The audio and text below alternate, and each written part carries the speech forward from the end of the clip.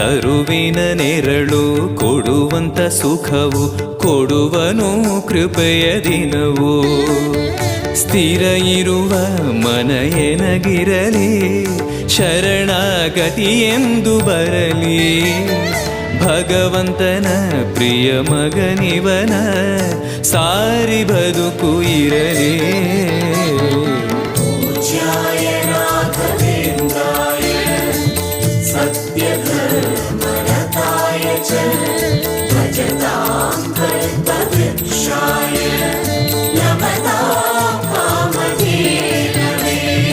ಆಲಯವೆಂದರೆ ಮಂತ್ರಾಲಯವೇ ಬೇರೆ ನಾ ಅರಿಯಲಾರೆ.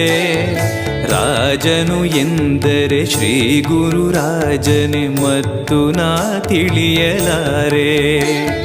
ಆಲಯವೆಂದರೆ